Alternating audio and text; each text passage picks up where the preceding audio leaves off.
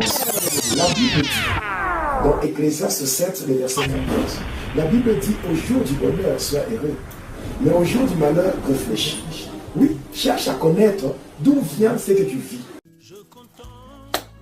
Peuple de Dieu, bonjour, shalom, shalom à tout le monde. Bienvenue sur la chaîne au son de la trompette. Oui, nous sommes là en ce jour pour vous présenter une nouvelle vidéo.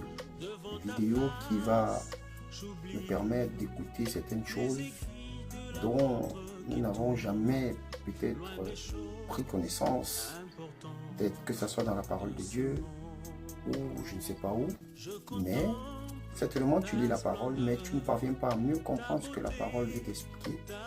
Il y a des personnes que le Seigneur a touché le cœur, il y a des personnes que le Seigneur a suscitées, il a sorti de quelque part pour que ces personnes-là viennent expliquer certaines choses qui se passent dans les ténèbres. Et ces choses-là sont marquées dans la parole de Dieu, mais tu ne pouvais pas comprendre que ces choses sont marquées dans la parole de Dieu. Voilà pourquoi il est nécessaire, tel que la parole de Dieu nous déclare dans le livre d'Ésaïe, chapitre 8, verset 20, la Bible dit, à la loi et au témoignage, si l'on ne parle pas ainsi, il y aura point d'horreur sur le peuple. Oui, il faut que des gens aient connaissance, n'est-ce pas, de beaucoup de choses. Il faut que les gens aient la révélation pour pouvoir bien marcher avec le Seigneur, pour pouvoir faire grandir leur foi spirituelle. Alors, nous allons vous laisser écouter la vidéo du pasteur Jonas, notre humble serviteur de Dieu, qui est là pour éclairer tout un peuple, pour éclairer tout un chacun de nous, afin que nous puissions prendre position dans notre marche avec le Seigneur. Bien-aimé, tu te poses la question de savoir d'où provient mon blocage, pourquoi telle situation, mais tu ne le sais pas. Voilà pourquoi il est nécessaire que tu écoutes cette vidéo et de là tu comprendras. Il révèle beaucoup de choses en ce qui concerne les esprits de perversion. Les esprits de perversion sexuelle, d'où nous allons comprendre d'où provient la masturbation et plusieurs choses que vous allez écouter dans cette vidéo. C'est dans l'espace, je dirais, dans l'espace spirituel sous-marin. Donc c'est dans ce monde-là qu'on appelle le royaume marin. Le royaume marin. Et le diable, parmi ces sites, il y a aussi ces sites, il y a aussi le royaume marin. C'est comme ça que je parle des esprits des eaux. Les esprits des eaux sont nombreux. Ils sont en grand nombre. On les appelle les esprits nymphes. Parce que ce sont ces esprits qui sont à la base de la pratique qu'on appelle la nymphomanie. Une pratique basée sur le désordre sexuel avec certaines pénétrations non appropriées, telles que la fellation, la sodomie. Ce sont ces esprits qui sont à la base, où il y a des gens qui font des rapports sexuels oraux, oui. Ou des gens qui utilisent la voie anale pour faire des rapports sexuels. Ce sont des pratiques qui viennent des esprits des eaux, les esprits nymphes.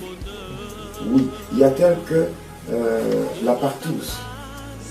Il y a ce qu'on appelle la partouze. Oui. C'est une perversion sexuelle où une personne, un homme peut coucher avec deux femmes sur la même lit. Ou bien deux hommes qui couchent avec une seule femme. Ou bien deux hommes avec deux femmes mais qui sont en train de s'échanger. J'ai bien dit, c'est une abomination, une perversion sexuelle. Ce sont des pratiques qui viennent des démons. Les esprits là. Aujourd'hui, parce que quand le pasteur Jonas se lève, les gens recherchent une certaine satisfaction démoniaque. Tout en utilisant n'importe quel moyen pour arriver il y a par exemple le sadomasochisme. Oui, le sadomasochisme où certaines personnes ne peuvent avoir le plaisir dans leurs relations sexuelles qu'après avoir eu des blessures. Quand ils se blessent, ils se font mal. Une relation sexuelle un peu trop brutale. Ce sont des esprits des eaux. Oui. Il y a par exemple où il y a des pratiques. Où certaines personnes consomment des relations sexuelles pendant la période de règles. Ça vient toujours de là. Oui. Il y a une pratique qu'on utilisait lorsqu'on travaille avec les esprits des autres. Ici, j'attire l'attention des internautes ou des enfants de Dieu. Il y a la pratique là qu'on appelle l'onanisme. L'onanisme, c'est un terme spirituel. Parce que c'est une pratique qui se faisait par un homme du nom de Onan. Onan, qui déposait sa semence masculine sur le sol pour ne pas engendrer des enfants qui devaient être les héritiers. Parce que lui, après avoir pris la femme de son frère, il voulait seulement se réjouir de la richesse de son frère et ne pas avoir des enfants, une progéniture pouvant hériter de biens de leur père, donc de son frère. Maintenant, pour ne pas avoir d'enfant, il déposait sa semence par terre. Et Dieu l'avait frappé, il était mort. Et l'onanisme, c'est cette pratique aujourd'hui qu'on appelle la masturbation. Et nous, quand nous étions dans le monde de ténèbres, cette pratique qu'on appelle la masturbation, la pratique là qu'on appelle la masturbation. Comment est-ce qu'on travaillait avec les esprits des eaux? Quand on travaillait avec les esprits des eaux, on faisait comment? D'abord, ces esprits-là, quand une personne commence à se masturber, la première des choses, c'est que dans ses pensées, on va injecter dans ses pensées l'image d'une belle femme ou d'un homme. En réalité, cette image, c'est un démon, c'est un esprit des eaux qui arrive là-bas. Et la personne va commencer à faire des attouchements sur ses organes génitaux pour se procurer un certain plaisir et à la fin, la personne va libérer la sémence. En réalité, lorsque la personne libère sa sémence, c'est qu'il y a une dame de ténèbres qui est là, qui reçoit cette sémence pour aller faire un enfant dans le monde de ténèbres. Et si c'est une femme qui fait des attouchements jusqu'à ce qu'elle va se retrouver à un moment donné, excusez le terme purement scientifique, c'est que la personne va atteindre l'orgasme. Et elle va aussi connaître une certaine sécrétion au niveau de sa partie intime. Et avec ça, c'est que la personne est satisfaite. Mais en réalité, c'est qu'il y a un démon qui a déposé quelque chose en elle. Maintenant, c'est à partir de cela que nous, quand nous étions des agents de Satan, c'est par là qu'on introduisait beaucoup de choses. D'abord, lorsque la sémence masculine est libérée, lorsque la sémence féminine, c'est-à-dire que l'ovule est volé, n'est-ce pas? Qu'est-ce qu'on faisait? Surtout par rapport à la sémence masculine, ce qu'on appelle en fait, la sémence masculine contient ce qu'on appelle le spermatozoïde. Mais en fait, l'ensemble, le liquide avec la sémence constitue ce qu'on appelle le sperme. Et nous, on volait cela. Et on allait cacher ça avec les esprits. On donnait aux esprits des eaux par des incantations. Et les esprits des eaux amenaient cela au fond de l'eau. Et on cachait cela au fond de l'eau. Et passant par cela, c'est là qu'on bloquait la destinée des gens. La destinée. On bloquait la destinée et à partir de là, la personne va se retrouver dans une sécheresse financière, une sécheresse financière, de blocage matériel, tout ça, le chômage, donc une vie dure. Tout simplement parce qu'on a bloqué. Parce que déjà, à partir de la sémence, on a toutes les données de la personne. Et à partir de là, on peut contrôler sa vie. Tous ces faits et gestes sont contrôlés à partir du royaume marin. C'est comme ça qu'aujourd'hui, pour dire vrai, une personne qui se masturbe, c'est une personne qui prépare la pauvreté. C'est une personne qui se prépare à la pauvreté. Une pauvreté la plus noire. Le blocage et tout. Qu'est-ce qu'on faisait? On avait aussi des prostituées qui venaient chercher auprès, parce que j'ai parlé dans un numéro, j'avais parlé comment j'avais un laboratoire où je recevais des femmes, des voleuses de mari, non seulement les voleuses de mari, mais aussi je recevais des femmes, des putes, excusez le terme, s'il était pute, vraiment, ce n'est pas approprié. Non, en fait, Je pense prostituée. Ah, prostituée, parce que moi, la Bible parle de ça. Certaines vont plus loin pour dire fille de jour. Voilà. Alors, on avait ce pouvoir-là. On donnait à des femmes certains des fétiches pour le mettre en chaleur. C'est le terme, parce que ici c'est le témoignage, on est obligé de tout dire. Donc pour leur donner une certaine capacité de rendre heureux un homme, satisfaire un homme au lit, c'est-à-dire une satisfaction sexuelle. Donc une exhibition là compliquée.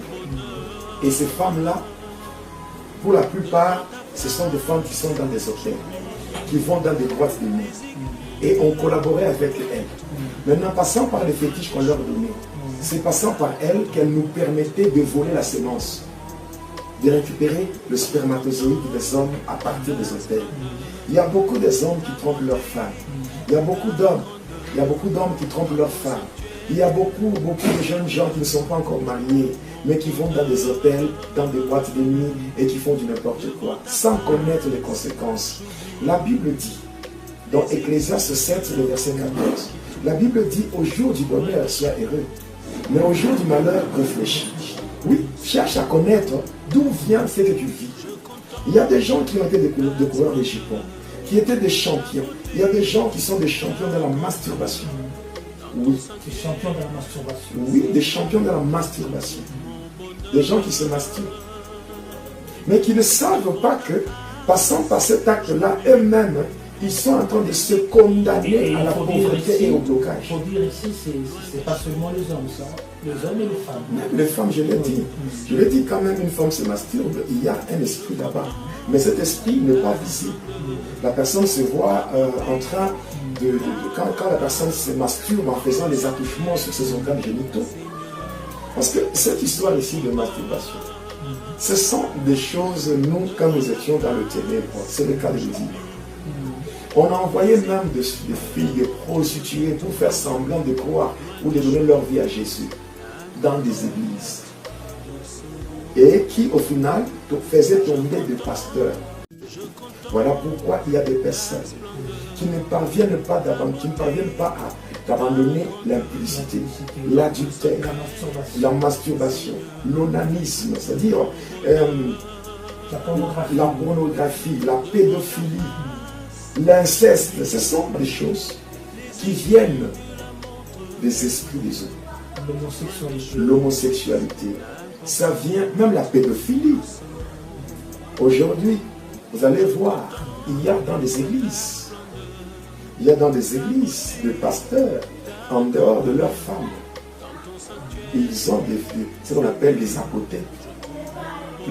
Une sort de l'église de la chorale, une sort de l'église, ouais.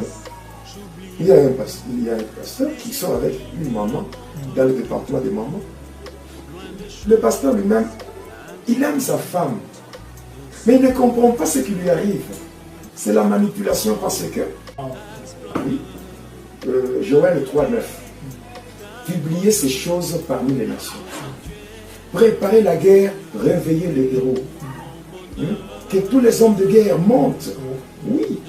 Parce que là, le tout n'est pas seulement d'écouter le témoignage, le tout est de prier afin de briser ces choses. Ce témoignage doit réveiller les chrétiens. Publier ces choses parmi les nations, réveiller les héros.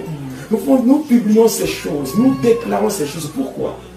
Parce que les enfants de Dieu, lorsque nous publions ces choses, nous devons réveiller le héros.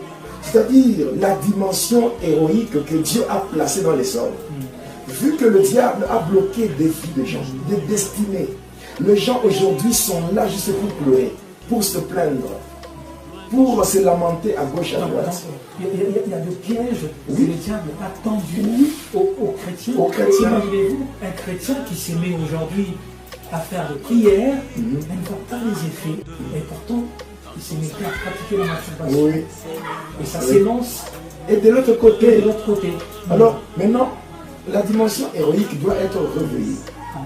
Afin que les gens comprennent qu'ils sont des héros. Un héros, c'est qui? On ne peut appeler un homme un héros que lorsqu'on verra la bataille que l'homme a livrée et la victoire que la personne a remportée. On dira que tu es un héros si tu as remporté une victoire. Donc la victoire, c'est lorsque tu entres en guerre.